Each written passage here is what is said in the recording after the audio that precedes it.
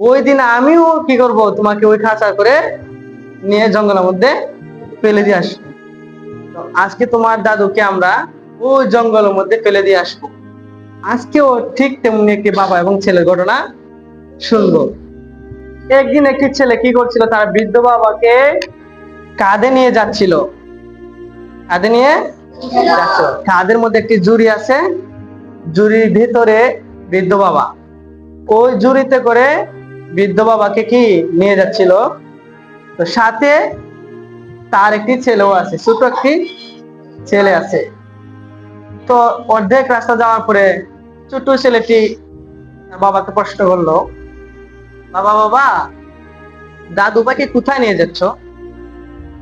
দাদু ভাইকে কোথায় নিয়ে যাচ্ছ?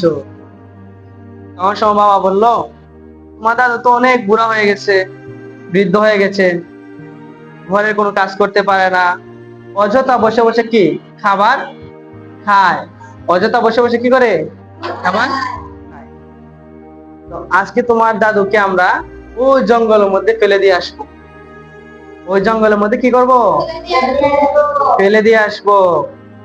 তখন সময় ওই ছোট ছেলেটি বলতেছে যে বাবা বাবা, দাদুকে ফেলে দিয়ে আসার সময় ওই খাঁচাটা আবার সাথে নিয়ে আসবে। বাবা বলছে, কেন বাবা, খাঁচা দিয়ে তুমি কি করবা?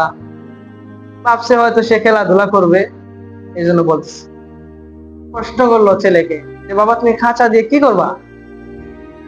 তখন ছেলেটি, ছোট্ট ছেলেটি বলল যে একদিন তো বাবা তুমিও বৃদ্ধ হয়ে যাবা, তখন সময় তো আবার তোমাকে নিয়ে আমি দাদুর মতো জঙ্গল আমাদের ফেলে দিয়ে আসতে হবে। তাহলে তখন সময় আমার একটা যাতে খাঁচা না কিনতে হয়, এই জন্য সেই খাঁচাটা কি করবা, যত্ন করে রেখে দিবা। ওই দিন আমিও কি করব, তোমাকে ওই খাঁচা করে নিয়ে জঙ্গলের মধ্যে ফেলে দিয়ে আসবো। তখন সময় তার বাবার মাথার ভিতরে হঠাৎ করে সুবুদ্ধি আসলো যে আসলে তো আমি একটা ভুল কাজ করতেছি। বাবা ভাবলো যে আজকে আমি আমার বাবাকে জঙ্গলের মধ্যে ফেলে দিয়ে আসতেছি, ঠিক একদিন অবশ্যই আমার ছেলে কি করবে, আমাকেও ফেলে দিয়ে আসবে, তাহলে এই কাজ আর করা যাবে না। তখন সময় সাথে সাথে বাবাকে নিয়ে আবার বাড়িতে আসতো, আদর যত্ন করা শুরু করলো, বাবার খেদমত করা শুরু করলো, এবং বাবাকে বললো, বাবা আজকে থেকে তোমার কোনো কাজ করা লাগবে না, আজকে থেকে তুমি শুধু খাইবা আর ঘুমাইবা আর রেস্ট করবা।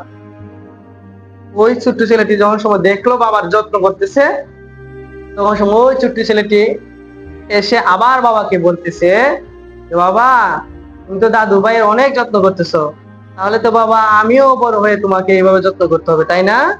তখন সব বাবা বলে, হ্যাঁ বাবা, তোমাকে এরকম কি করতে হবে, যত্ন করতে হবে। আর এই জন্য আজকে ভিডিও থেকে আজকে আমরা কি শিখলাম, আমরা যদি বাবা মাকে কষ্ট দেই, তাহলে আমাদের সন্তানেরাও কি করবে, আমাদের বাবা মাকে কষ্ট দেবে। তো বন্ধুরা, আপনারা কি বাবা মাকে কষ্ট দিবে? আমরা কখনো এই কাজ করব